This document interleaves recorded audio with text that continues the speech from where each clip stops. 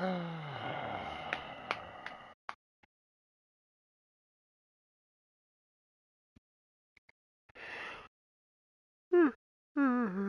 Jesus.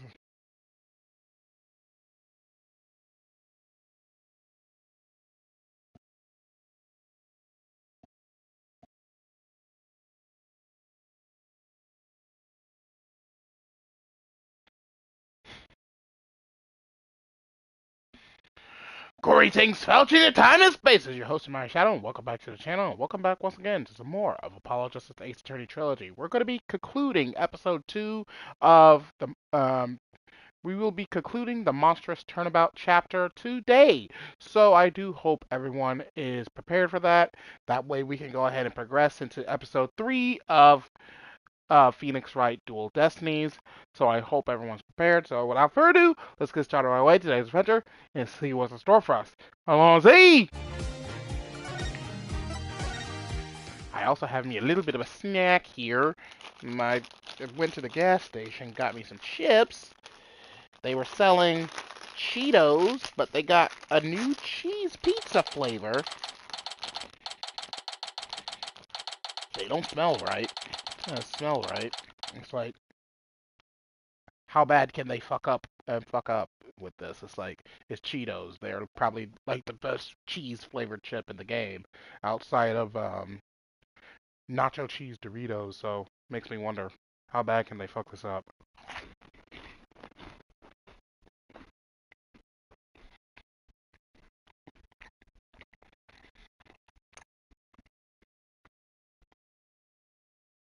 They can fuck up pretty hard because this does not taste right.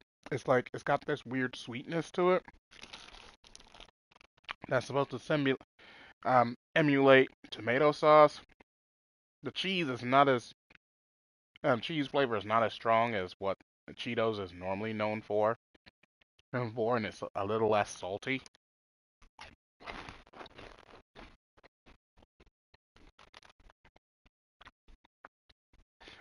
It's like, I don't get it. When companies do pizza flavored chips, they never seem to get it right. It's like the most notorious one that I know of is Pringles, and they got a pizza flavor. That that chip sucks. And this one, it seems to follow suit. Like, this is not good.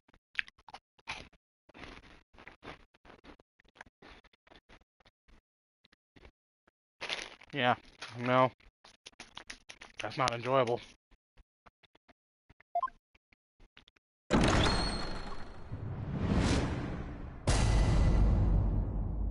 I'll eat the chips, but it's like, it'll probably be the one and only time I buy this brand of chips.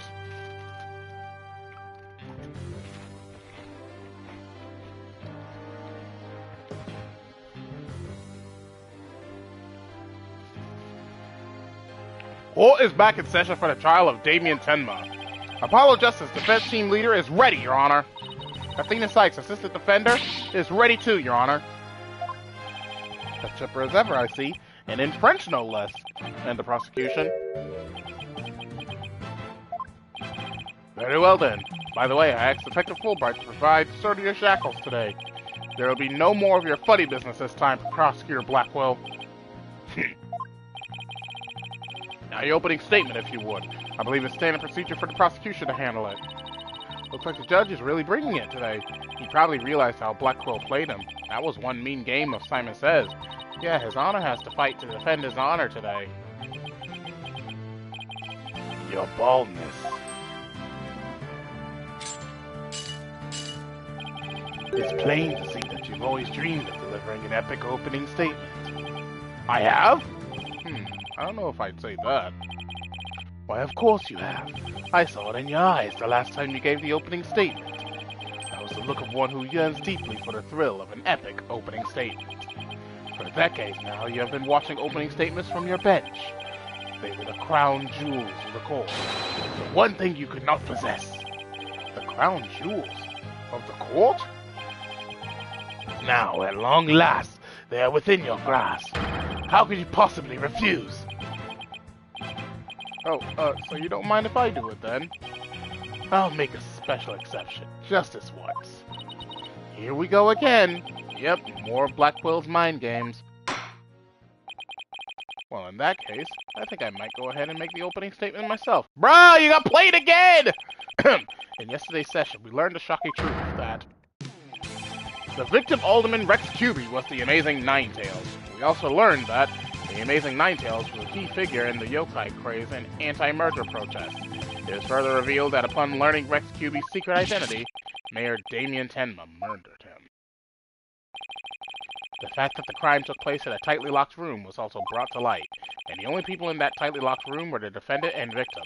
The defense proposed the existence of a hypothetical third party, but further investigation revealed no proof of a third party who had escaped the room. Ergo, we must conclude that the evidence against the defendant is, well, conclusive. Did I say something wrong? That was quite astonishing. You've truly outdone yourself this time. One more thing to boast about to my grandchild. Well, this was not an unexpected turn of events. Now then, it seems the prosecution has called a new witness to testify. The inexplicable yokai evidence left at the scene of the crime.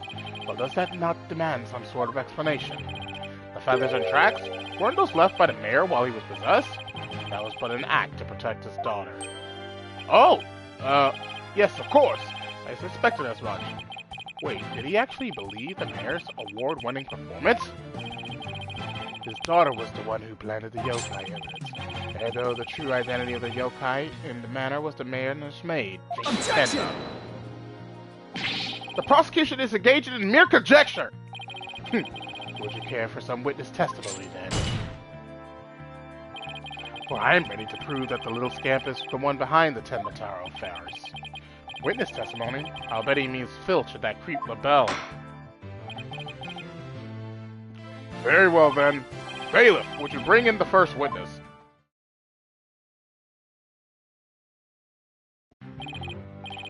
Mr. Filch, you made quite the hasty exit yesterday. See that it doesn't happen again today. Been known for my hasty retreat since I was a kid. Bit of a trademark of mine. Indeed, you managed to give a total of 5 bailiffs to slip. Like those amateurs could ever nab me. Yipes! Perhaps we should shackle you by the neck. That would keep you in place. Yipes! No, please! I'm liable to rip my own head off if I start running! Your statement, now. Yes, sir, Mr. Blackhead, sir. May be the hasty retreat, but there's no escaping Prosecutor Blackwell. Yeah, Blackwell doesn't strike me as the give-up-easy type. Now then, Mr. Filch, your testimony, please. Specifically, the true nature of the yokai you saw in the manor shortly after the crime.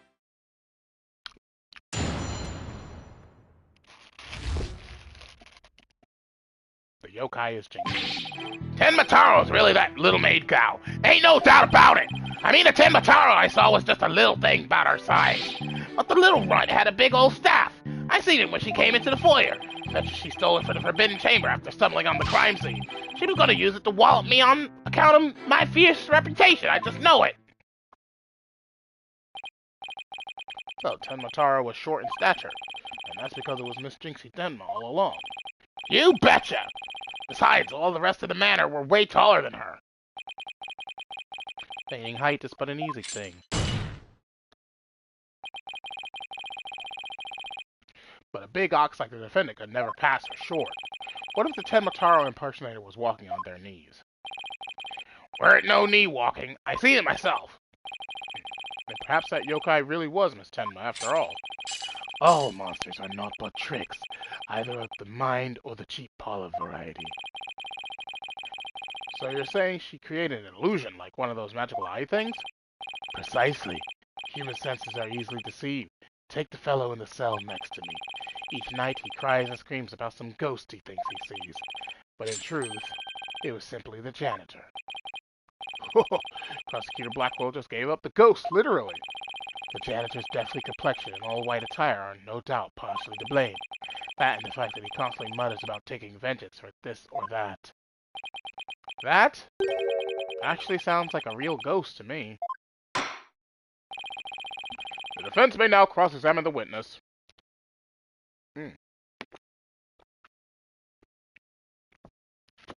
Sorry, I had to get rid of that cheese pizza taste in my mouth. It's like, these chips are awful. Awful.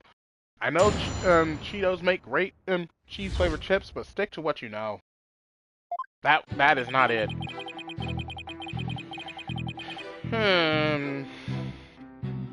If she got the staff for the Forbidden Chamber, how did she do it if Damien swallowed the key?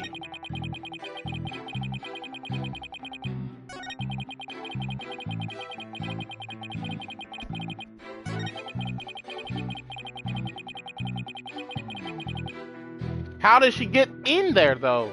Damien had the key and he swallowed it. Objection! It would seem that Tenmataro was in fact not this innocent little girl. Huh? How you figure that? You claimed the Tenmataro you saw had one of those stabs from the Forbidden Chamber, but it would have been impossible for Miss Tenma to get a hold of one. Care to elaborate, Mr. Justice? The mayor swallowed this key shortly after the murder. He wanted to keep the killer out of the Forbidden Chamber. What's this? This key was deep in the mayor's stomach when Miss Tenma discovered the crime scene.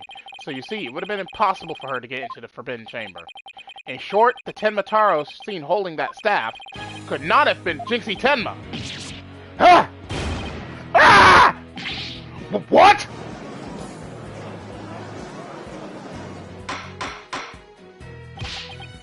But then who does the defense believe was impersonating Tenmataro? A Tenmataro impersonator is none other than Mayor Tenma's aide. Such accusations beg evidence. Aside from his ghastly appearance, can you prove he is the yokai we seek? Yes, in fact, I can. Very well. Let's see where the defense is going with this. Mr. Justice, please show us proof as to the true identity of the Tenmataro impersonator. Take that! We found this hand cream in the Forbidden Chamber, and we know that whoever was Tenmataro took one of those stabs out of there. In short, I believe whoever this hand cream belongs to is the yokai impersonator we're looking for. Well, Mr. Justice, how do you propose to identify the hand cream's owner? I'm glad you asked, Your Honor. The defense requests a fingerprint analysis on this piece of evidence. It might tell us who it belongs to. Interesting. Do you expect to find the yokai's print there? Very well. I hereby call a short recess while we wait for the fingerprint results. No need for that, Your Boldness. We have the prints of everyone at the matter that day. You called, Prosecutor Blackwell? Could anyone be more whipped? Fulbright, analyze this for prints. You have 3 minutes. Your wish is my command! Very well, then I guess we'll wait. I guess we'll just wait right here.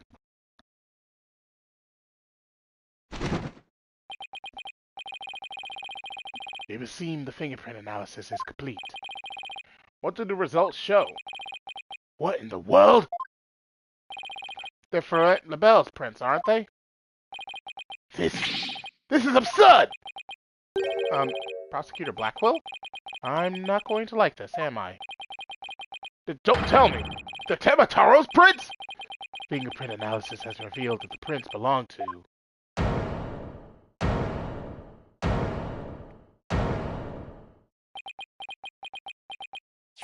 Phineas Filch. Objection! Wait, what? What?! Then Mr. LaBelle wasn't the one who entered the Forbidden Chamber? Objection! Why, you tricksy little tanuki! Explain yourself, now! Sure, the prints are mine! I mean, I did pilfer that hand cream from Mr. LaBelle, after all. So you're the one who entered the Forbidden Chamber? So what if I did? You got a problem with it? Yipes! You fool of a tanuki!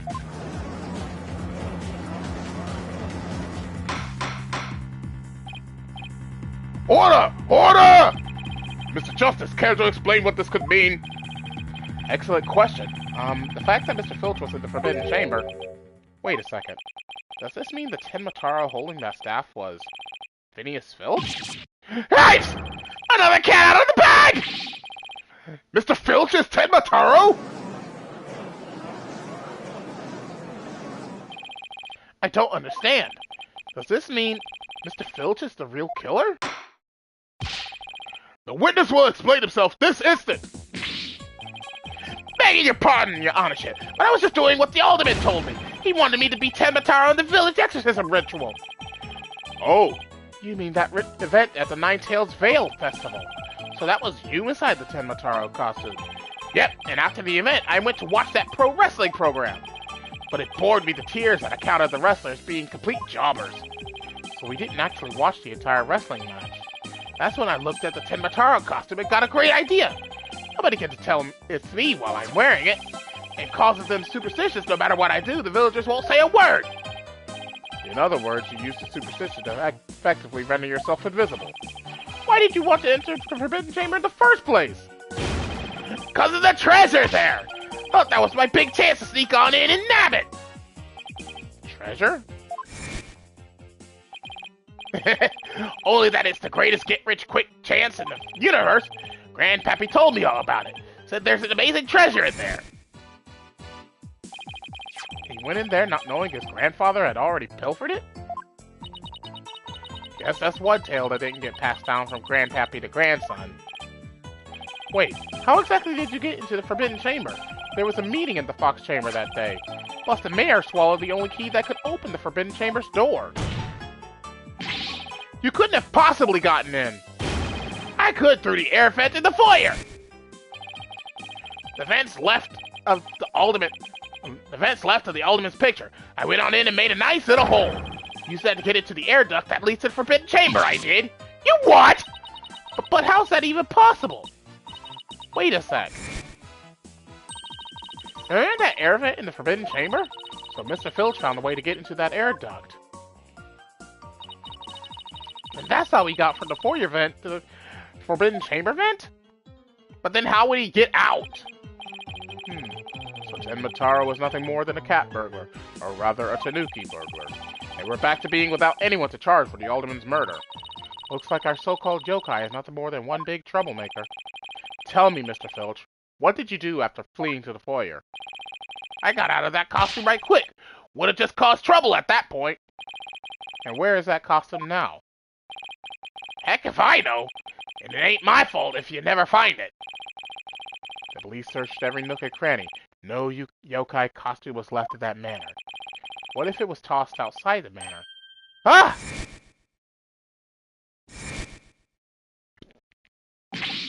No way! But maybe, just maybe. The defense seems to have hit upon an idea. Well, go on, Mr. Justice. Okay, here's what I think. Mr. Filch, did you get rid of the costume here? Take that! Did you toss it out the window? Because that would certainly explain why it didn't turn up inside the manor. You think I tossed it out the window? That costume cost me a pretty penny! So why would I go do something like that? I can think of a few reasons. Any bright ideas, Apollo? Well, assuming the costume really was tossed out from the window, then the next question would be, what happened to it after that? And if I'm right, I might have just the thing to prove what happened to the costume. Phineas Filch, I have just the evidence for you. You do? This evidence proves you got rid of the your Tenmataro costume through the window. Take that! Ha! That's Tenmataro flying through the sky? And just how does that prove Mr. Filch threw his costume out the window? It's quite simple. That's not Tenmataro in the photo. It's the costume Mr. Filch threw out. Oh, that's crazy talk! You ain't serious, are you? There's a steep cliff right outside the foyer window, meaning the manor is pretty high up. The costume flew through the air after it was tossed out. That's when the photo was taken. In other words, the photo of Tenmataro really was a flight of fancy. What? Yikes! Oh my, so there really never was a yokai! Oh, I can't keep any of them cats bagged. I still file a claim for the lost costume. This more than proves the defense's position. Jinxie Tenma had nothing to do with staging the yokai sighting. Care to raise any objections, Prosecutor Blackwell? None whatsoever. I'll deal with that Trixie Tanuki after I've dealt with this case. We did it! Good going! Now all we have to do is make Florent LaBelle take the stand. Sheathing the sword a bit early, are we not? Nothing has been proven beyond a doubt. Take this tricksy little Tanuki, for instance. How do you suppose he was able to exit the Forbidden Chamber? Probably the same way he got in, through the chamber's air vent. And what are the feathers and tracks at the scene of the crime? They would suggest that the Tanuki exited through the chamber door, not the air vent. Objection! But the Forbidden Chamber doesn't open from the inside, so what you're saying makes no sense. Right? Someone on the outside opened the door for you. Isn't that right? Yep, that's right, Mr. Blackjack. The door suddenly sprung right open. Sprung right open? Who was on the other side? Didn't get a good look on account of the sudden glare. Like how the reflection from my head blinds fellow moviegoers emerging from the dark. That's when I snatched that staff and made my daring escape. And then that little maid gal spotted me as I hightailed it down the hall. That means the Forbidden Chamber wasn't open until after the crime was discovered. But wait, we still don't know who opened it. Maybe there really was a third person in the Fox Chamber. Objection! Well, you little Tanuki, when the Forbidden Chamber opened, did you see the accused passed out there? Nope, only one there was the Alderman, and he was as dead as a doornail. If the accused wasn't there, what do you suppose he was up to? Uh-oh, I don't like where this is going. Huh, don't tell me! Plainly, the only one who could have opened the Forbidden Chamber was the accused, Damien Tenma. Ah! Hold it! Wait a second! There had to be somebody else besides Mayor Tenma there. Really? And who might that be? Oh, well, that would be... Objection! It seems our feisty little ass has forgotten the most important thing. Evidence. I didn't forget. I was just testing your attention to detail.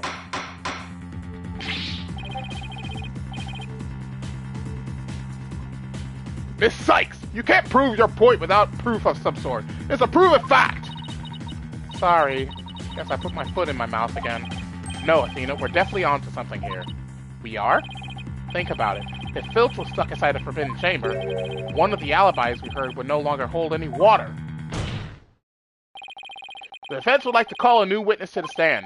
Someone who knew Mr. Filch was stuck in the Forbidden Chamber, and by virtue of knowing this, has an alibi that no longer adds up. Not that insufferable! Very well, the court will hear what Mr. Justice has to say. Whose alibi no longer adds up? Easy. Florent LaBelle's. Why, that's the defendant's aide, Florent LaBelle! Didn't he claim to be in the foyer at the time of the crime? True, but in his alibi, he also claimed Mr. Filch was in the foyer too. However, as we all know now, Mr. Filch was not there with Mr. LaBelle at the time. In short, Mr. LaBelle's alibi has disappeared! Ah! Florent LaBelle's alibi was one big lie. Isn't that right, Mr. Filch? I reckon there ain't no keeping that cat in the bag here neither. It was all Mr. LaBelle's idea. He told me he buttoned his lip about me breaking into the Forbidden Chamber. In return, he said we'd vouch for each other's alibi. Shame on you, Mr. Filch. Perjury is a serious crime, you know. Oh, shucks. Mercy, your honorship! Mercy! Ah!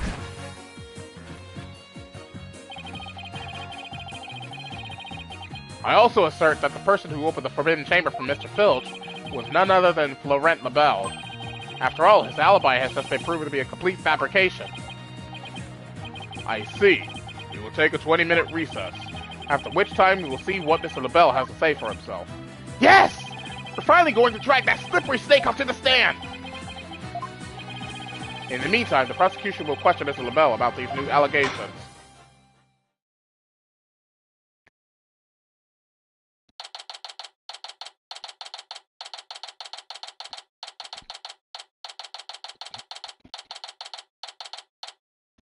April 19th, 10:25 a.m., District Court, Defendant Lobby Number 3. We did it, Apollo! We finally dragged Mr. LaBelle into court! Yeah. Hey, why the long face? I can't help but feel I'm missing something important.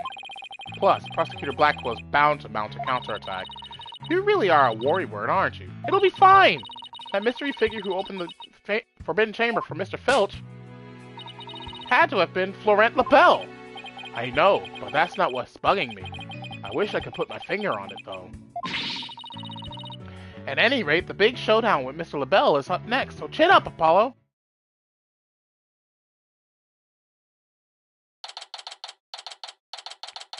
April 19th, 11 a.m., District Court, Courtroom Number 4. Ew, his hair's green!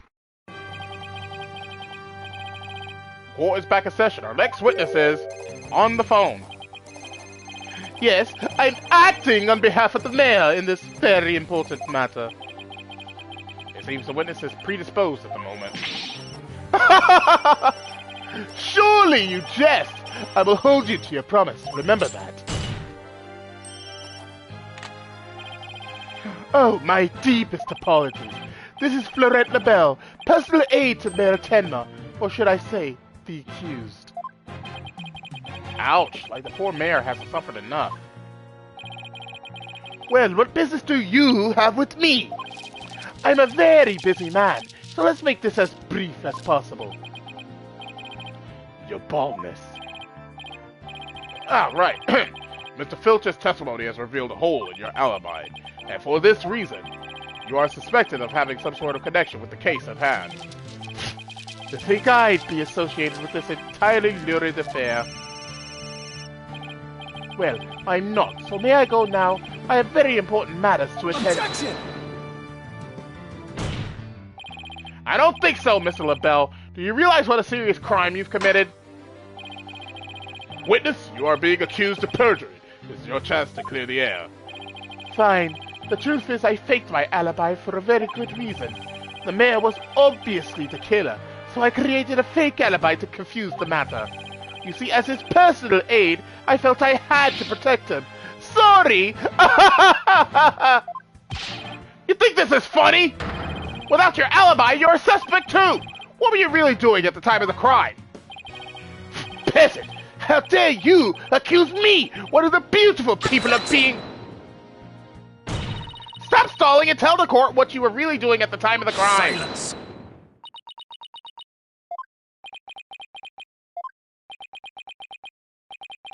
Enough jabbering. Swords have been drawn. The time for talk is past. Swords? What swords? This is a duel to the death. The fate of the accused rests in our hands. Be gone, ye of cowardly heart! The battlefield hath no place for ye! Again? Oh my. Spare me, please!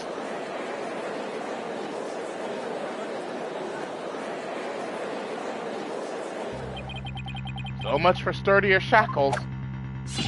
Ah! Those chains hindered my vow that heads would roll this day. This gives keeping your head on in court a whole new meaning!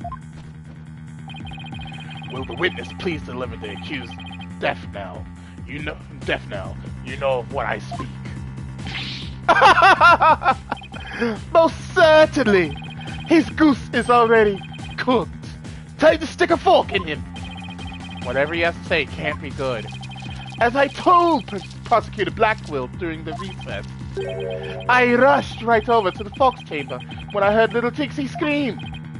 What? Then, drum roll please, I saw Mayor Tenma opening the Forbidden Chamber doors. But... There you have it. The mystery man who opened the chamber door, as witnessed by one Phineas Filch. It was the accused. There was never any third party. Oh, and that's not all. I had something quite startling there at the scene of the crime. Startling sounds bad. The mayor, who was barely conscious, muttered this.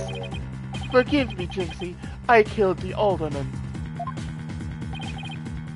That's right. The mayor actually confessed to the murder right then and there.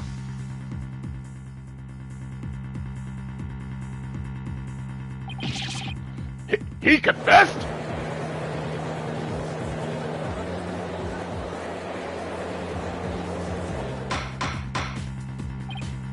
Order! Order in the court!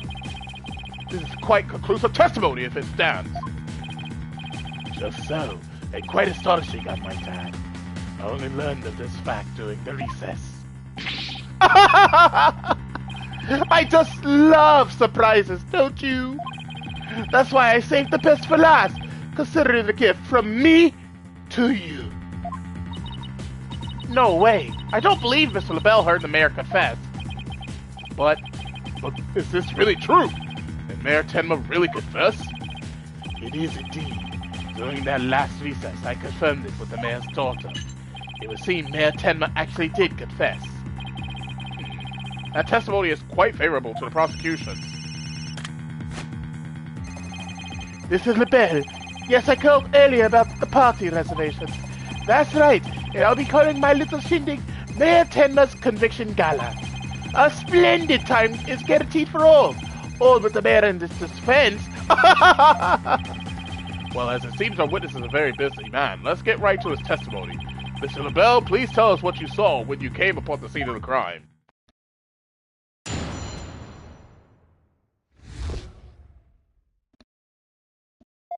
What LaBelle saw. I was in the hallway, hiding in the shadows. That's when I heard the confession. Upon learning of her father's crime, little Jinxie fled without ever noticing me. Immediately after that, the mayor came too, stood up and opened the forbidden chamber. As I ran in terror, the demon emerged from his prison.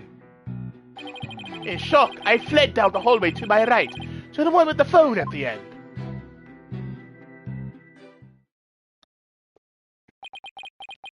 I must say, this is a shocking revelation. Quite unexpected. To think the defendant actually confessed then and there to his crime. Perhaps the guilt was too much to bear, so he could find it in his daughter.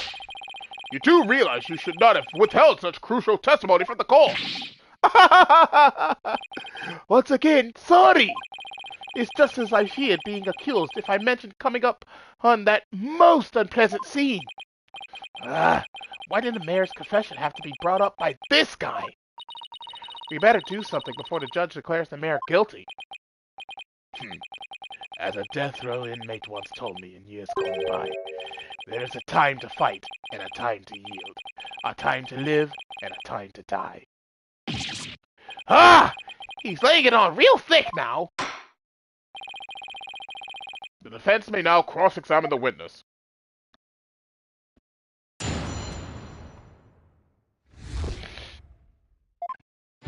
Oh, this was pretty easy. If he fled down the hallway towards the phone, why didn't Jinxie see him? Because she would have been right there.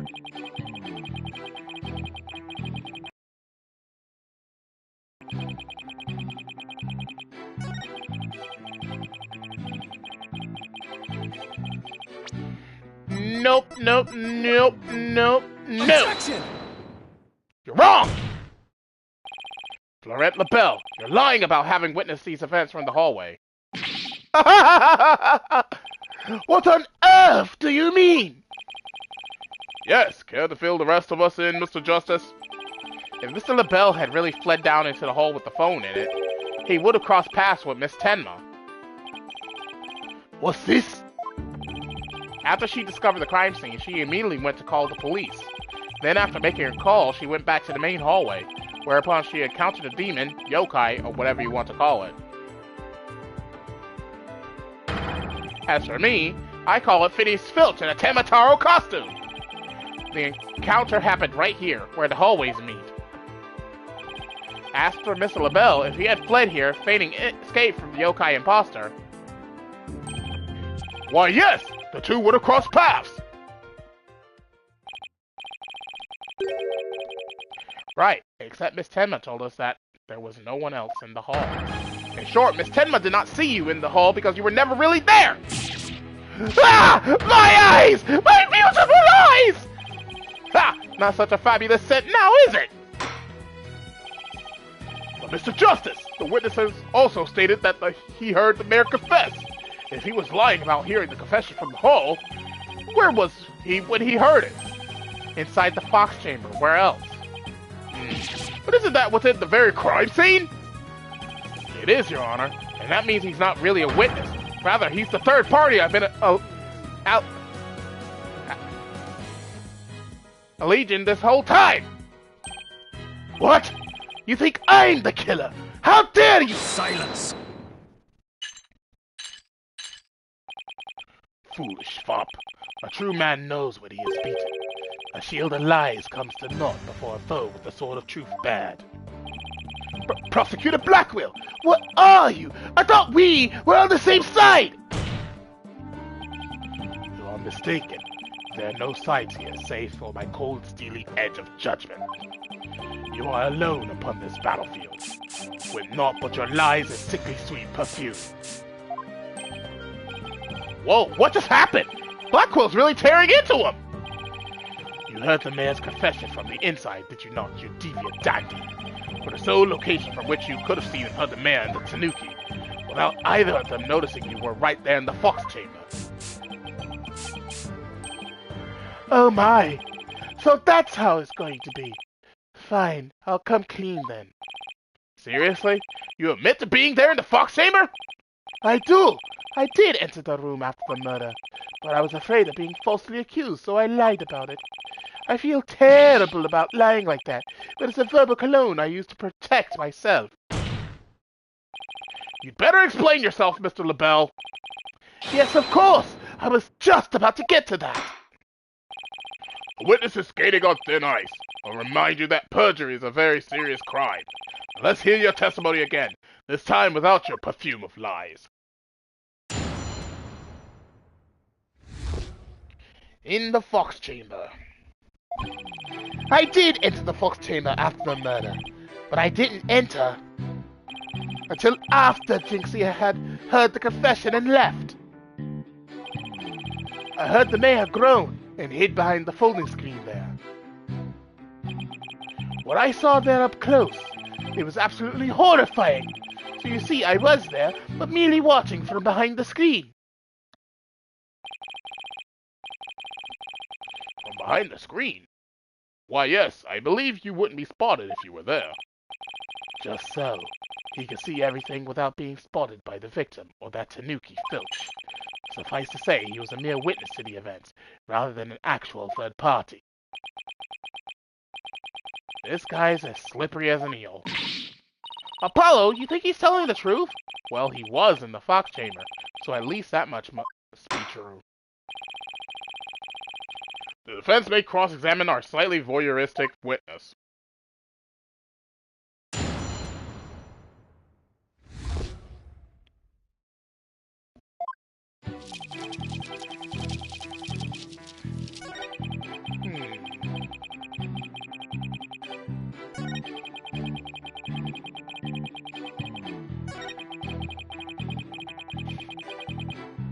What did you see, then? Could you describe the crime scene in a bit more detail? And what exactly would you like details about? Well, what I'd like to ask you about is... the feathers and tracks, that... the forbidden chain... What about the murder weapon? What do you know about it? Could you describe the state of the weapons that had been used at the scene? The spear had been thrust all the way through Ultimate Kyuubi. Then there was that statue the Ultimate used to bludgeon Mayor Tenma. That incredibly inspiring symbol had fallen to the floor. Oh right, the statue. But why would he find it inspiring? Why exactly did you find the statue inspiring? Well, when I saw that statue, I felt as if the merger had been realized. It was like a celebration of union between town and village, an inspiring symbol of goodwill. A broken statue next to a bloody corpse. Real inspiring.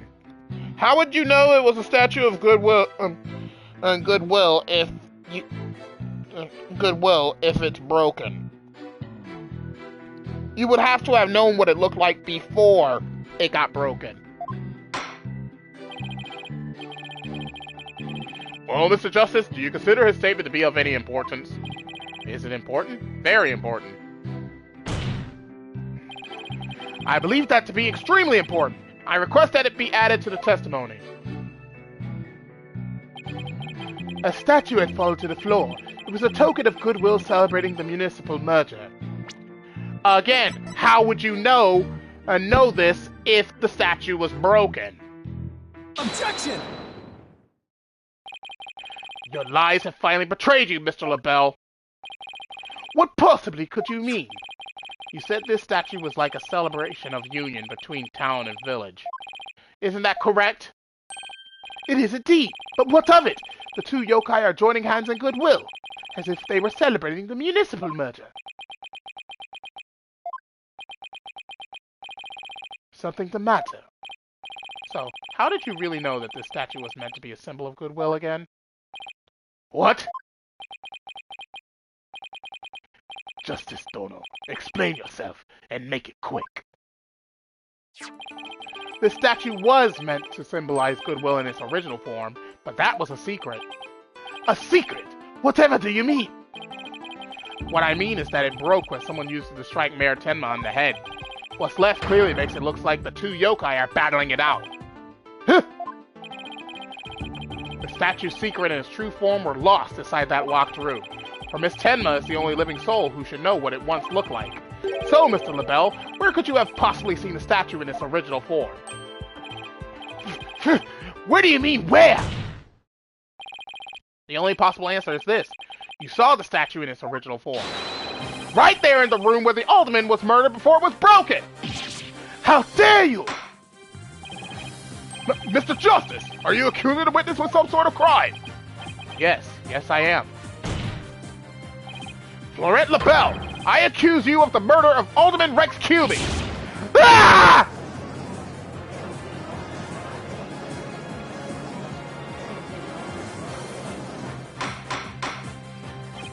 Order! Order! Mr. LaBelle, you've been accused of murder. Do you have anything to say in your defense? Ah! How could you possibly accuse me, the embodiment of beauty? Way to go, Apollo! This is the conclusive evidence we needed! Magnifico! We've got you now! We know you killed the alderman, now admit it! Ah! Silence!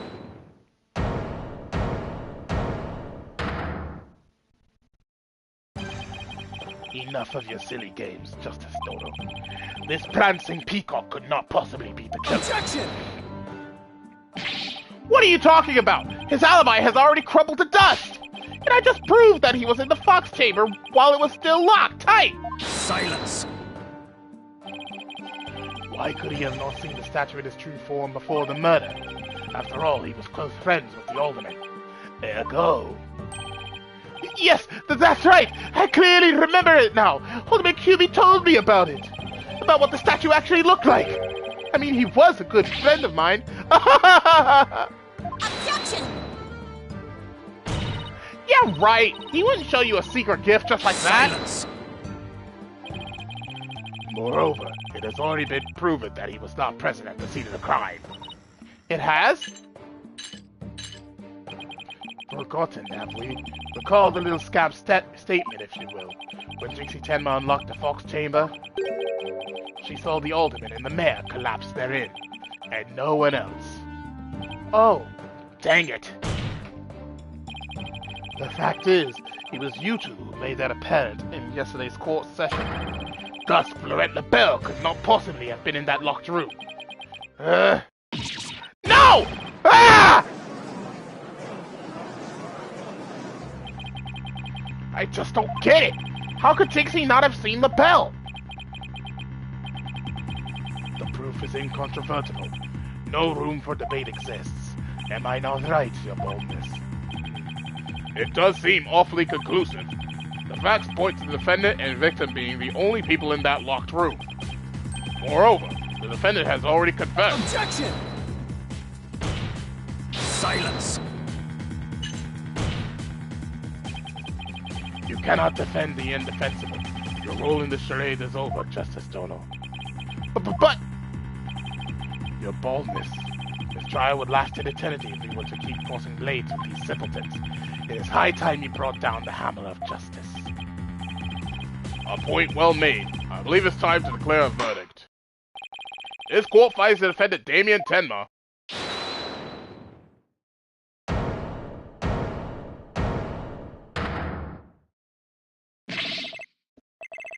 It would seem that my time is at hand.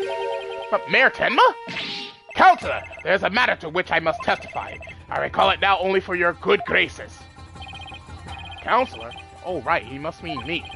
Has he finally remembered what happened before that blow to his head? Bailiff, don't just stand there, seize him! It's no good, I can't restrain him! Know me in despair, for I am Tenma Taro, demon lord of the yokai!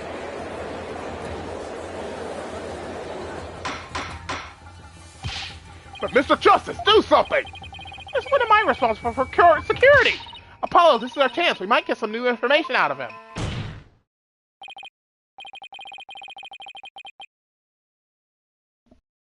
Your Honor, seeing as our client has something new to say, I believe due process demands that we hear him out, even if he is a yokai.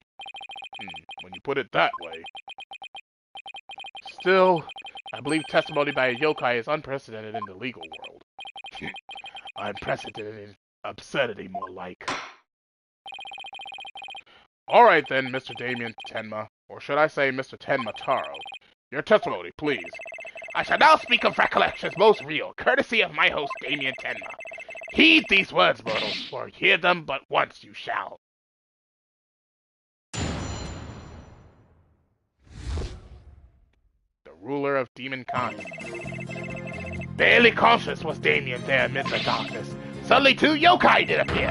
On one side, I, Tenma Taro, ruler of demonkind. On the other, my mortal enemy, the nine-tailed fox.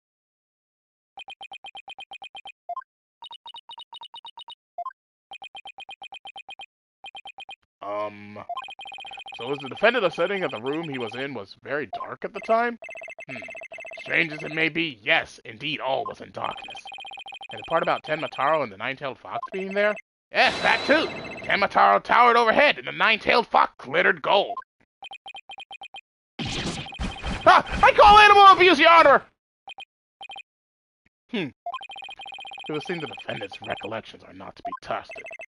Yes, well, truth be told, my host's recollections are still a bit fuzzy, as if half-dreamt. That happening lingers in his mind. Apollo, maybe I can help here. Really? Oh, you mean... Yeah, I can hear it. The discord in his heart. I sense an unusual emotion in the mayor's memory of the event. Okay, I just hope our findings don't come back to haunt us. Again.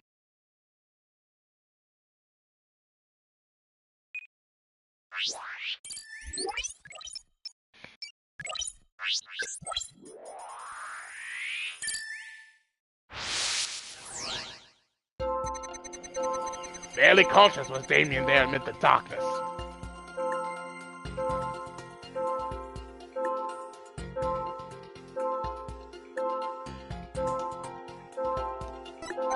Suddenly, two yokai did appear.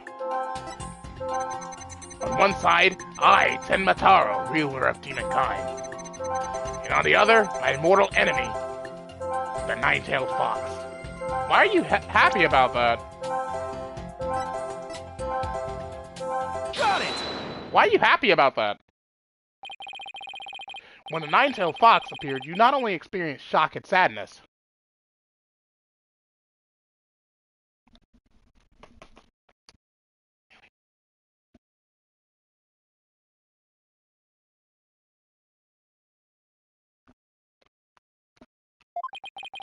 but also something like joy as well. Joy? Perhaps it was joy at the light coming to my eyes at long last. A long and terrible creaking that pierced the silence. And then there was light. On reflection, it was a door that did produce that infernal racket. A creaking door? Oh, you must be talking about the Forbidden Chamber door. It does make a lot of noise. So this means the Forbidden Chamber really was open. But what about the sudden light he described? I think I know. He mentioned darkness and Tenmataro towering overhead. Maybe the mayor wasn't really in the Fox Chamber at the time of the crime. Mr. Mayor, did the darkness that you were in happen to be here? Take that! The Forbidden Chamber? Was it not the Fox Chamber where the murder did occur? Yes, but it all makes sense if you were in the Forbidden Chamber. That terrible creaking sound was probably the Forbidden Chamber's doors opening.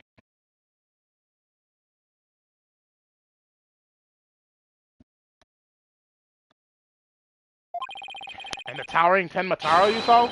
Most likely the Forbidden Chamber statue. Why yes, that would explain it! The darkness and the staff in the demon's grasp!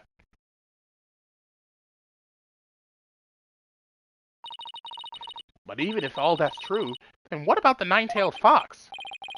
Maybe he was seeing things, just like Jinxie and her imaginary yokai.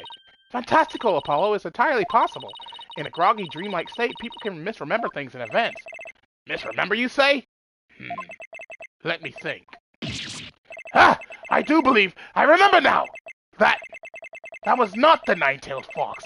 It was the amazing Nine-Tails! What? The amazing Nine-Tails? At first, this is but a dream, I thought. Now, however, most clearly do I recall it. It was the amazing Nine-Tails who did open the Forbidden Chamber's door. I'm sorry I asked. The amazing Nine-Tails? But that was the victim, Alderman Cubie, right? Yeah, why would he open the Forbidden Chamber? Wasn't he trying to keep it sealed? Never mind that.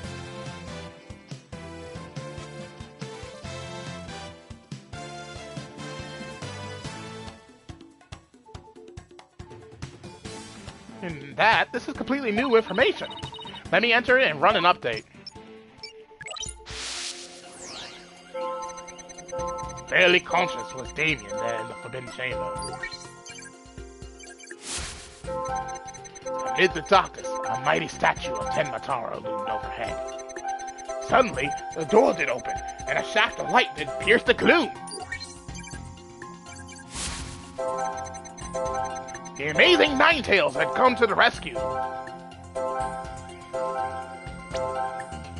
Why are you sad about that? Got it!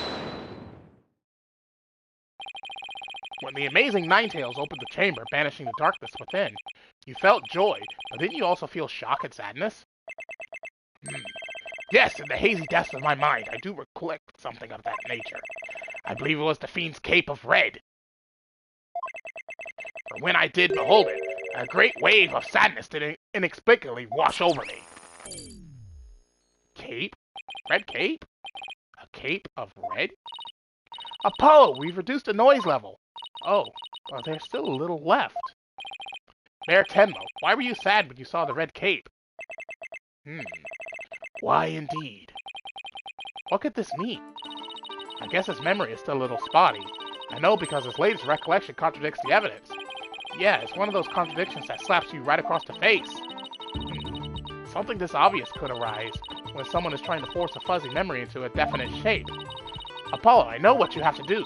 You need to present evidence that contradicts the image you see. Oh, so it's basically the same as the usual cross-examination process.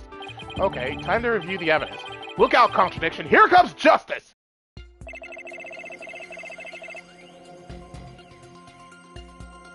Well, this one's easy.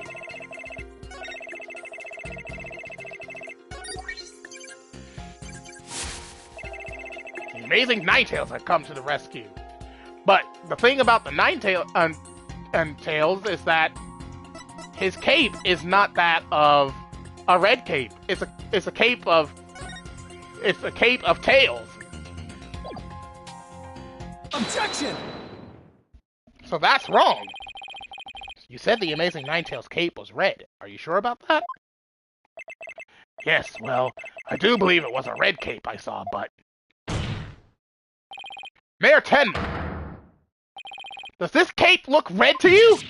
Oh, that certainly does not look red! Not even scarlet or crimson either! Nevertheless, upon my liberation, something red did fill my as-yet hazy field of view. And I thought to myself, ha! The amazing Ninetales is arrayed in a cape of red! So you mistook that red something for his cape, huh? Apparently so.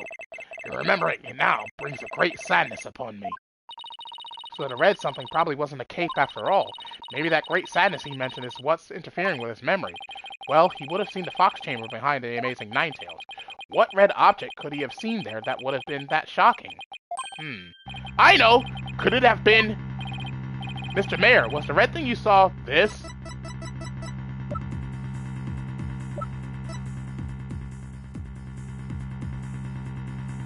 Take that! Something red that could produce a deep sadness. Could it be, Mr. Tenma, that what you saw was the Alderman's blood? Blood? Why, yes! It was blood! Ah! Oh! Ah! It's all coming back to me now! It wasn't a red cape that I saw!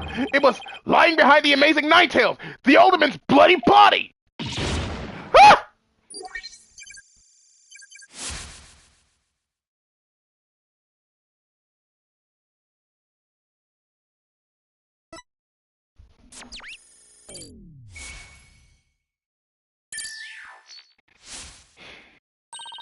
His noise level is down to 0. I think he's remembered everything now.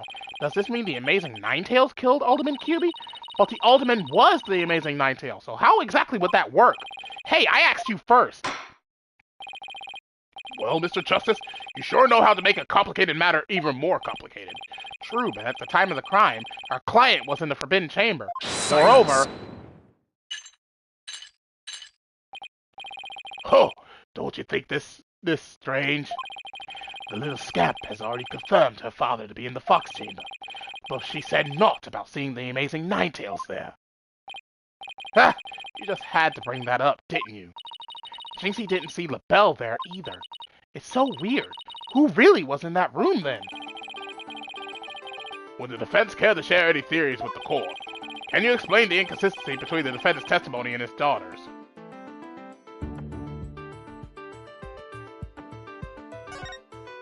Yes, I can. Yes, of course, I can explain it. Because if I don't, we're in serious trouble. Not with more of your bluffs and fairy tales, I trust. Fair warning, Justice Dono.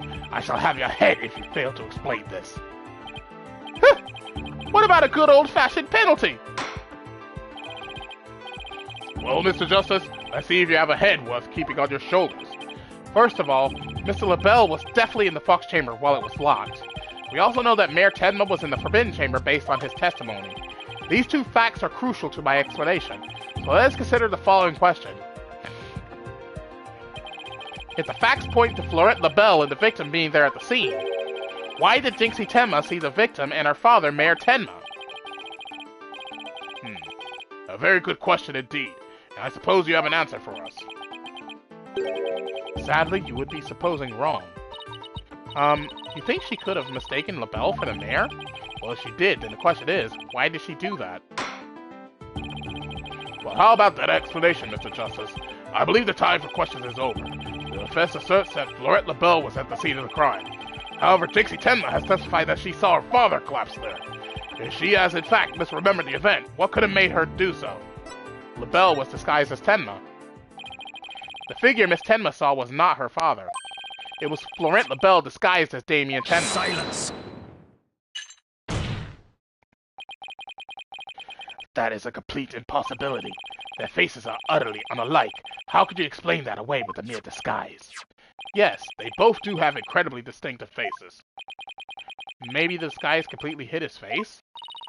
I think Jinxie would have mentioned if she couldn't see her father's face. And if it was that sort of disguise, wouldn't she have removed it? Oh, right. Your sword is as dull as your mind is. Shall I show you what a truly sharp blade is capable of? I think I'll pass. Ah!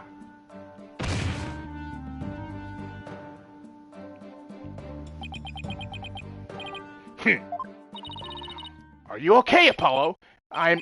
I'm not fine, am I?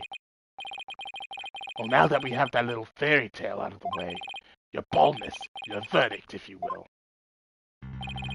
Mr. Justice, I believe it's time for a verdict if you have no further arguments. What's even left for me to do? Apollo! Remember what Mr. Wright always says. When you're stuck in a tight spot, turn the case upside down. Turn the case upside down? He does say that, doesn't he? But I don't quite see how it applies here. Still, never hurts to give it a try, I guess. Let's see. Rather than Jinxie didn't remove the disguise, maybe she couldn't remove it. And rather than she didn't tell anyone about the disguise, maybe it was she couldn't talk about it. A wrestler's mask is more precious than his own life.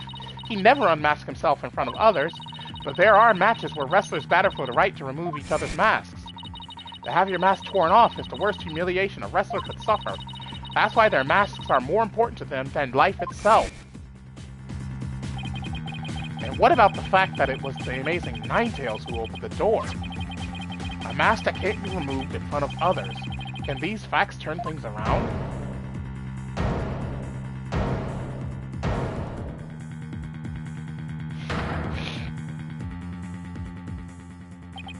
Ha! Ha! We got it all backwards! Apollo! I think we might have made a huge mistake. Your baldness, I see no need to further indulge them in their silly little farce. The defense has no proof. They never did, and they never will. Then it seems I must announce my verdict. Objection! I do have proof! Do you now? Alright, but this better be good, Mr. Justice. We can solve the remaining riddles by turning all of our assumptions upside down. Why Jinxie Tenma mistook Mr. LaBelle for her father. Why she couldn't remove the costume, or tell anyone about it in the first place. These riddles are inextricably linked to Mayor Tenma's secret identity. A shocking secret identity that will turn the entire premise of this case upside down. This piece of evidence clearly reveals Mayor Tenma's secret identity. Take that! Ah! What absolute claptrap! Poppycock! Balderdash! We thought the Alderman was the amazing Ninetales and the mayor was Tenma Taro. That's why we believe the mayor killed the Alderman in his lust for Ninetales' veil. And it was the basis for this prosecution's entire case against our client. However,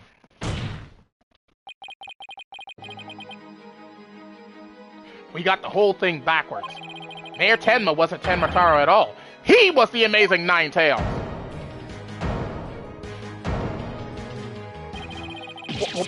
What's this?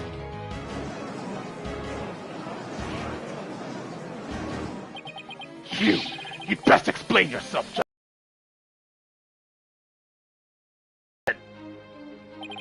Jinxie no doubt knew the true identity of the amazing Ninetales, but she couldn't tell anyone no matter what. That's why she didn't say it was the amazing Ninetales she saw passed out, even though, unbeknownst to her, it was really Florent LaBelle in disguise. Silence! The accused and that deceitful dandy are utterly dissimilar in physical build and voice. Little Scamp would have seen the difference. Objection! Remember, Mr. LaBelle has his very own brand of cosmetics. Why couldn't he fake a different build, too? And anyone speaking through a mask would naturally sound different. Silence! Why did she not simply pull the mask off? Objection! A masked wrestler's disguise is more precious than life itself. As a huge fan of the amazing Ninetales, she would never dare unmask him.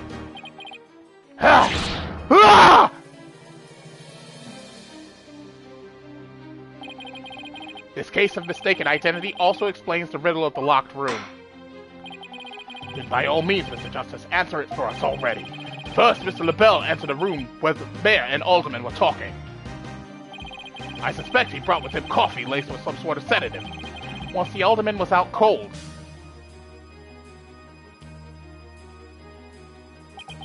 that's when Mr. LaBelle killed him.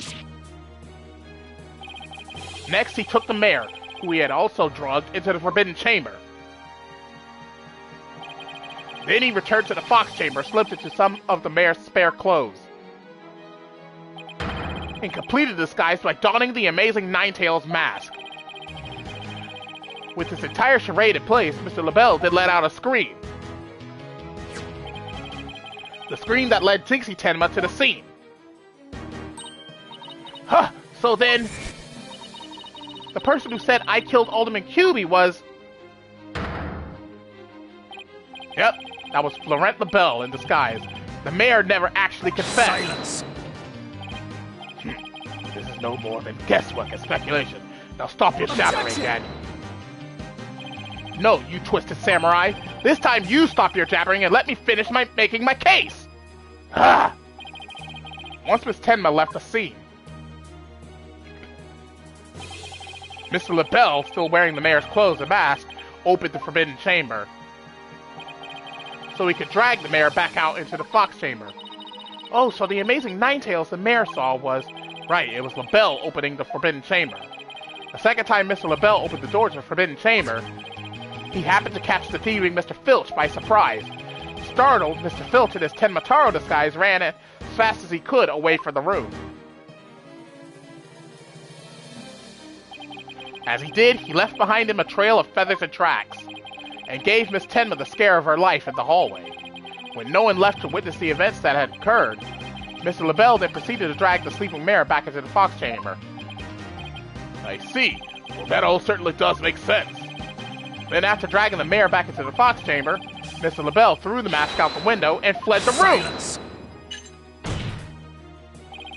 For this absurd theory to work, it requires that the defendant be the amazing Ninetales. However, he was the one pushing for the municipal merger. That such an individual could possibly be the amazing Ninetales is preposterous. The mayor was blackmailed in pursuing the merger. Miss Tenma's life would have been in danger if he had openly voiced his opposition. That's why he created a secret identity as the amazing Ninetales. Ah! This is madness! No one could possibly hack such an insane plot. No one except the killer as insane as his plot. And I say Florent LaBelle more than qualifies. Foolish mortal! It is at your own peril that you forget who I am!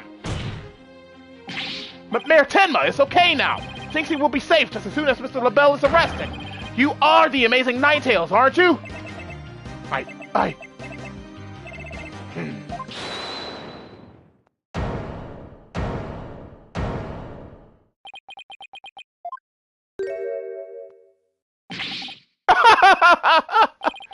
You have quite the active imagination. Mayor Tenma is not the amazing Ninetales. What do you mean? Well, has the mayor admitted to it yet? But that's just... And even if he did admit to such nonsense, I would reveal the truth behind Tenmataro right here and now. What? Why, you would dare reveal the secret! My good friend the alderman told me all about it, but it wouldn't be good to expose the truth. What with the superstitions now, would it? The truth behind Tenmataro? What's he talking about? So go ahead, say it! Say I am the amazing Ninetales! I dare you! Ah! Objection!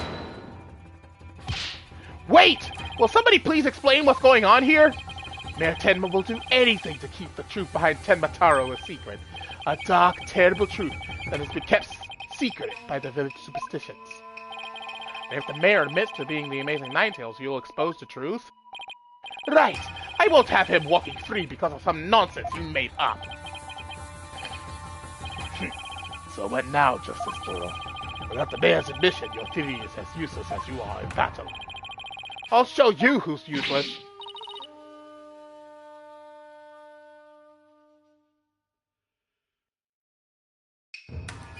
Apollo, don't you dare give up now. I know. Your Honor, I believe Mr. LaBelle's statements warrant a thorough cross-examination. After all, the true identity of the amazing Ninetales is the cornerstone of this case. You do have a point there. Please answer this court, Mr. LaBelle. Is the defendant the amazing Ninetales or not?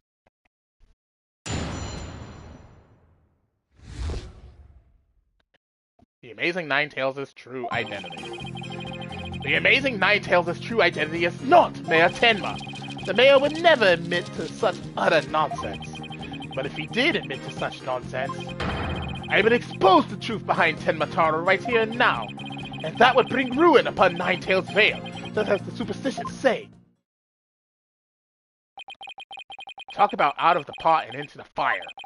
At this rate, the mayor will be found guilty for sure. Honestly speaking, if Mayor Damien Tenma is not the amazing Ninetales, I'm afraid I don't see how the defense has much of a case here.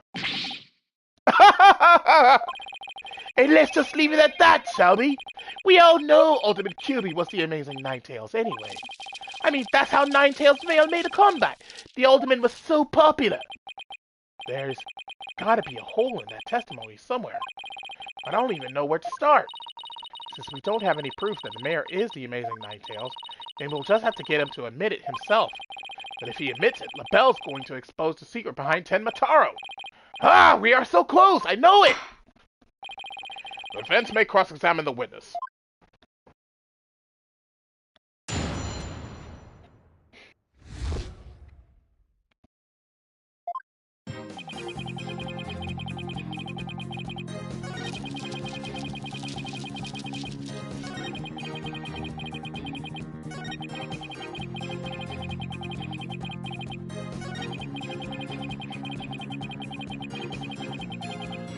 Hold it! Do not gaze upon Tenmataro. Do not tell others if you see him. Isn't that what the village superstitions say? Exactly! Telling others what Tenmataro looks like would reveal the truth. That's why the superstitions were written down in the first place. And ruin coming to the village if you free him. Is that a warning not to expose the truth? Bingo! And that truth is Tenmataro is a great greed-inspiring fortune. That's what the whole battle over Ninetales Vale is all about. Tenmataro is a great fortune? Come to think of it. Only that it's the greatest get-rich-quick chance in the universe. Grandpappy told me all about it. Said there's an amazing treasure in there. Could Tenmataro actually be the Forbidden Chamber treasure? Telling the villagers that Tenmataro is a terrifying yokai is what has scared them away from the Forbidden Chamber and the treasure within. That's how the treasure has been kept secret all this time. Well, well, well. It seems our Ace Attorney here has uncovered the truth that must not be revealed. Mayor Tenma looks like he wants to keep the truth hidden as much as I do. Tragedy is doomed to repeat itself as long as Tenmataro exists. That's why the secret must be protected. As long as Tenmataro exists, huh? Mr. LaBelle, please add that statement to your testimony. Tragedy is doomed to repeat as long as Tenmataro exists. Objection! Mr. LaBelle, what if Tenmataro no longer existed? Revealing the truth would no longer be an issue, would it? If Tenmataro no longer existed? What on earth are you talking about? Oh, apparently you haven't heard. Tenmataro no longer exists. I guess you didn't get to do a thorough search after the key was taken from you. Because when we searched the Forbidden Chamber, there wasn't any treasure there! Really? Well, maybe you weren't looking in the right place. Sorry, but I have proof that Tenmataro no longer exists. Take a look at this figure. What do we have here? It looks like some sort of creature.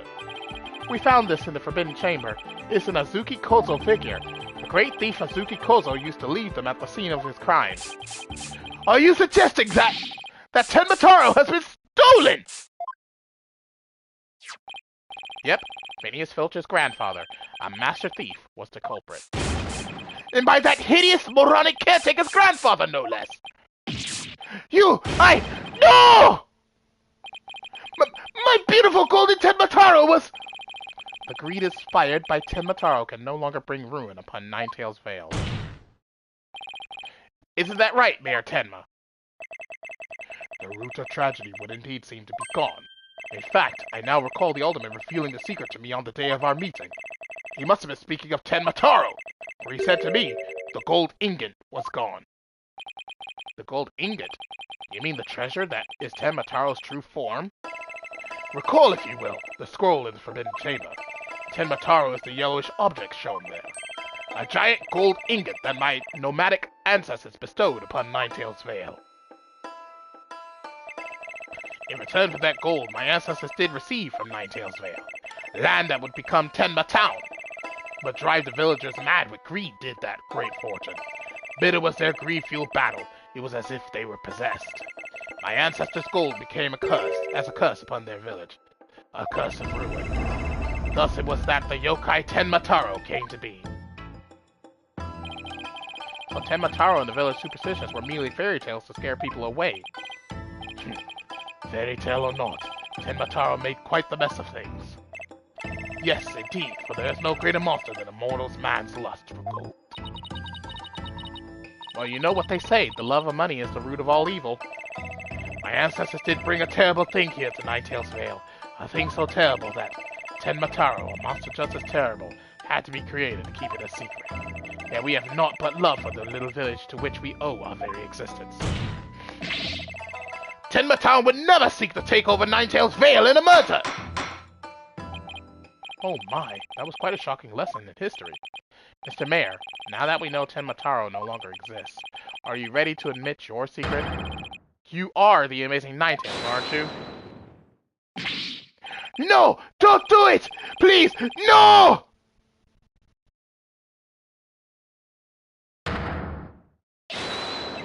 Be gone, you demented demon! Now, where was I? The Golden Lord of Yokai, the amazing Ninetales, is indeed me!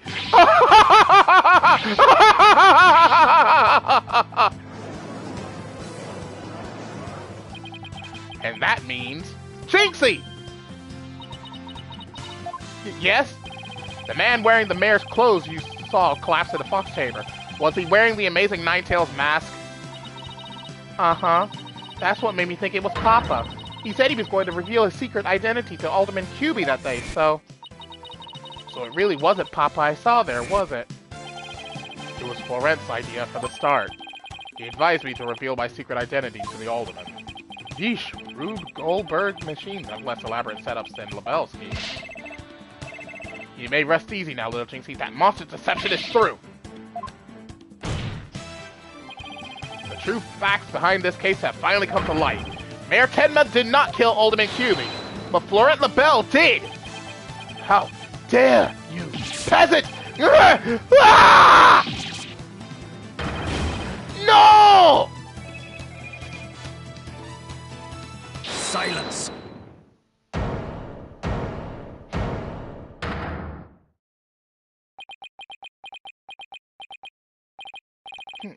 Justice Thor, you should at least have a real blade in your hands if you desire to cross swords with me. Or have you mistaken this battlefield for a training ground? What's this guy want now?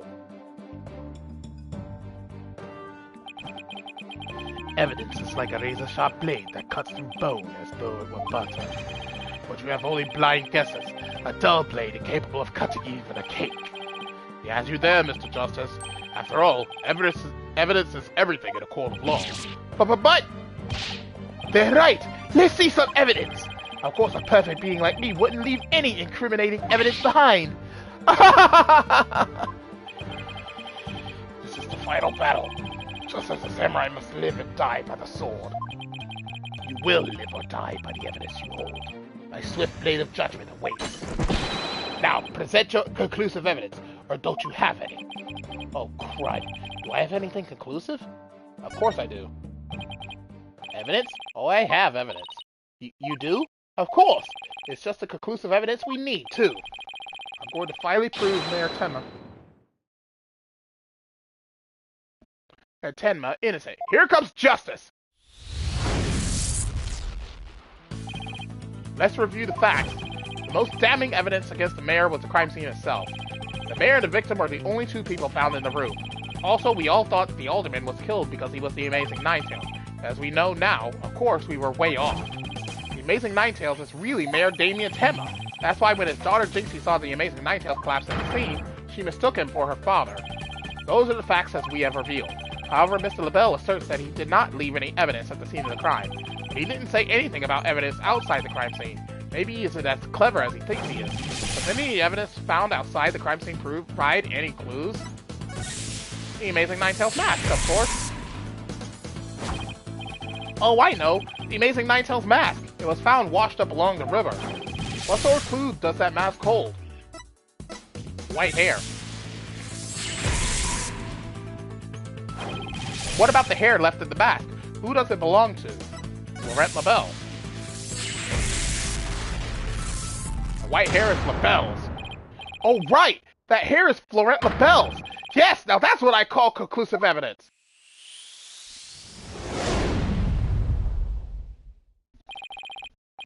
Well, Mr. Justice, do you have any conclusive evidence to present to this court? Of course I do. Observe this mask, if you will. That mask? How is that conclusive evidence? It's not the mask itself, but the white hair inside it. We originally thought it belonged to Alderman Rex Cuby. Yes, but the amazing Ninetales, as we now know, is Mayor Tenma, so... That is correct. So the question is, whose hair could this be? And the answer to that is the last person to have worn it before it was discarded. That would be you, Mr. Florette LaBelle! What are you talking about? I never had hideous white hair like that! Silence! It would appear your coup de grace failed to hit its mark. The Suika Schwab is not the white hair type, because he's busy being one ludicrously scared color. Objection! No, Prosecutor Blackwell. It's you who has made a fatal error. What? Remember where this mask was found? It washed up by the side of the river. With that in mind, this last piece of evidence will solve all of the remaining riddles. Take that! Ah! That's... What is that? This is Mr. LaBelle's own private band of hair color. It washes out with just water. The court will also recall that the amazing Ninetales mask washed up alongside the side of the village river with white hair inside it. What's this? Are you saying that preening peacock's hair color is... That's exactly what I'm saying. Mr. LaBelle's hair color is a freaky work of fiction. But thanks to the river flowing through Ninetales Vale, we now have a real-life expose. Ah! The white hair in this mask is conclusive evidence proving you're the real killer. A DNA test is all we need to prove it, and we both know we'll get a match. Admit it! Florette LaBelle, you were the one who killed Alderman Rex Cuby! You! Peasant! How dare you! Ah! Ah! You profane my... I'm gonna insult you like I did the Alderman! Ah! Ah! No! My makeup!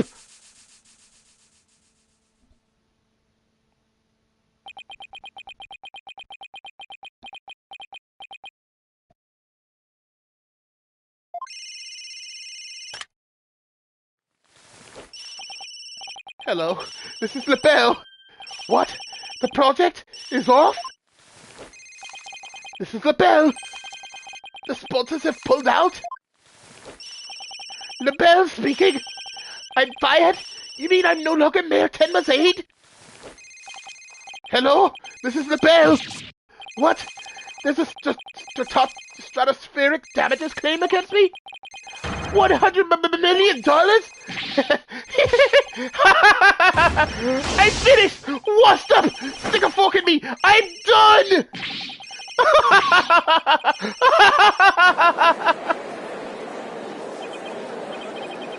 This is preposterous.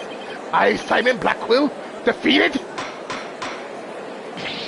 Order! Order! Order in the court!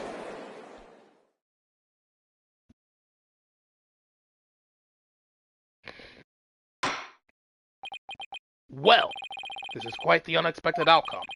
Must hand it to you, Mr. Justice. You really turned this case on its head, just like that other lawyer, Phoenix Wright. Wait, that was a compliment, right? Prosecutor Blackwell, what have you done with Florette LaBelle? The defaced man has withered like a flower without water. One of the officers is currently tending to him with a sprinkler. Wouldn't that just wash even more of his makeup off? Allow me to explain the actions of the guilty party in detail. The motive, of course, was to steal the gold ingot known as Tenmataro. However, few are allowed into the manor due to its cultural ties to Ninetales Vale. LaBelle set in motion plans to gain access to the manor, and the gold within via the merger. With the efforts of the amazing Ninetales saw those plans come to a halt. And thus LaBelle murdered the alderman and attempted to pin the blame on Mayor Tenma. I see. But what I still can't comprehend is why would he go after the gold in the first place? Mr. LaBelle doesn't look like someone who is in need of financial aid. LaBelle hid his past well, much like he hid his beauty with makeup. He's mired in debt. Debt due to pouring money into a brand only he could love, which is why he sought the gold with such voracity. Too bad for him, someone else had gotten to it first anyway. I see. Very well then. I believe it's time I declare the verdict. The court finds the defendant Damien Tenma not guilty!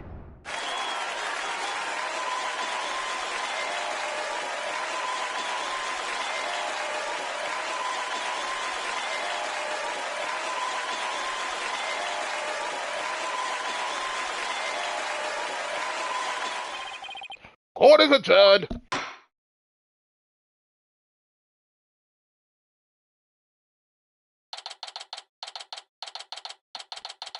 April 19th, 1:23 p.m. District Court, Defendant's Lobby. Lobby number 3. That was some seriously good luring, Apollo. Even I didn't see that coming. Just got lucky, I guess. You banished Tenmataro from Ninetales Vale like you were some kind of exorcist. There's still one thing I don't understand. How come Miss LaBelle didn't kill Mayor Tenma, too? He could have set it up so the mayor murdered the alderman, then died from a counterattack. That would have removed at least one possible fly from the ointment. I was wondering about that, too. But I have a hunch LaBelle was biding his time.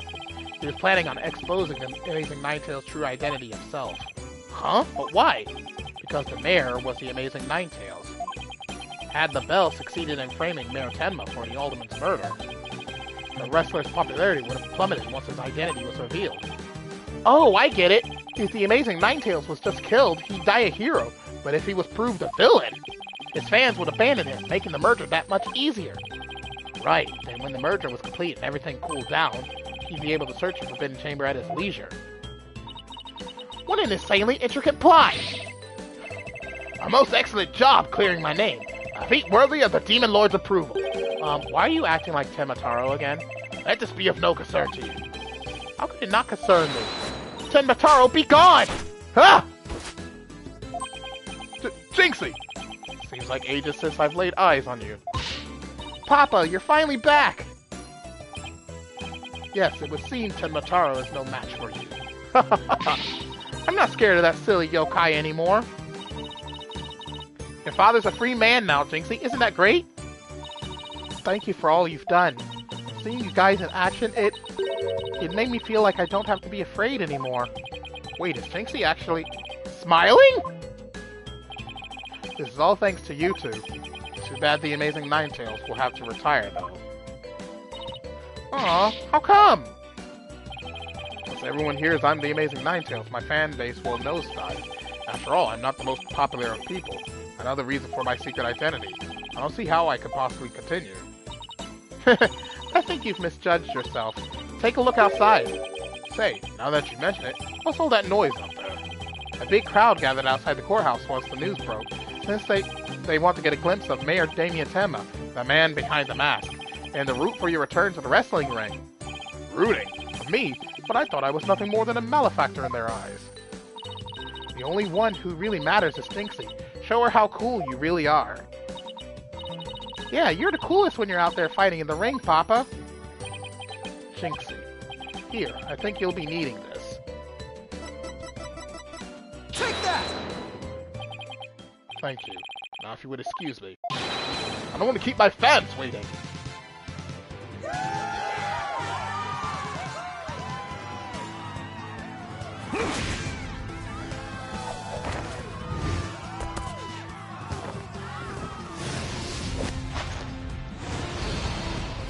Ninetales Vale forever!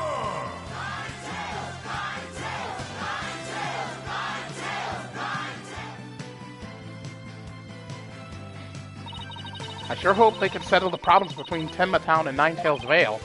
Me too. I'm sure they'll be fine. After all, the blackmailer/killer is behind bars, and the merger's no longer an issue. Plus, the amazing Ninetales is obviously still a hit, and I suspect Ninetales Veil will be too. It's all because we believed in our client, just like you said. Okay, people, now that we've got that one in the bag, let's go get something to eat. I'm starving. Sounds good. I've been so nervous I haven't eaten since yesterday. Better keep eating, Apollo, or you might have to start looking up at me. Huh? I'm definitely past my growth phase, and you should be about past yours too. Are you kidding me? I'm just getting started. Ready or not, it's face stuffing time! Keep eating like that, and the only direction you'll grow is sideways. Very funny! But I've got a hollow leg. I can eat as much as I want without gaining an ounce. Really? Wow, I can't wait to see this. Calories? Ha! Just let them try to stick on me. Alright already, you two. Let's get going before the old man closes shop. Eldoon's Noodles isn't an all-night stand, you know? I'm with Mr. Wright. Let's go! I've been waiting to have a bowl from there ever since Mr. Wright told me about them. But what are we waiting for? The noodles are on me today, so I expect some serious eating from you two. Yay, thanks, boss! I won't let you down. Athena has no idea what she's getting into. Miss Eldoon's noodles are so hot and salty. 2 bowls would kill a man. That was our first case together. It felt like nothing could bring us down after that. The dark age of the law seemed so distant, so irrelevant to our small, cozy office. But little did I know that it had been lurking all along, right there behind us. The first time it made itself known was during the murder at Themis Legal Academy. That case would mark the twilight before the dark, cold night that was to come.